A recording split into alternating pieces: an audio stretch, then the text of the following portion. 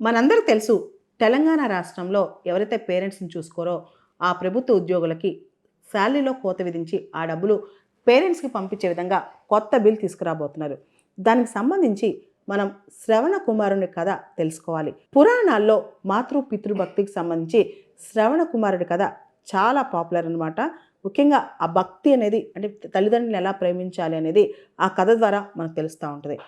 చూపులేని తన వృద్ధ తల్లిదండ్రుల కోసం శ్రవణ కుమారుడు ఒక కావిడి బొట్టులో వాళ్ళని తీసుకుని తన భుజాలపై మోస్తూ పుణ్యక్షేత్రాలకు తీసుకెళ్తా ఉంటాడు. అన్ని పుణ్యక్షేత్రాలని చూపించడానికి.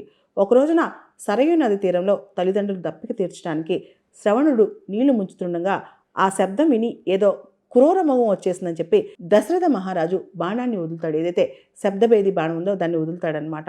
ఆ బాణం తగిలిన శ్రవణుడు అక్కడికక్కడే మరణిస్తాడు. పుత్ర శోకంతో అంటే మంచినీళ్ళు తెస్తాడని వెళ్ళిన కొడుకు రాకపోవడంతో పుత్రశోకంతో అలమటించిన ఆ వృద్ధ దంపతులు నీవు కూడా ఇలాంటి పుత్ర వియోగంతోనే చనిపోతావు, మరణిస్తావు అని చెప్పి దశరథుడిని శపిస్తారనమాట.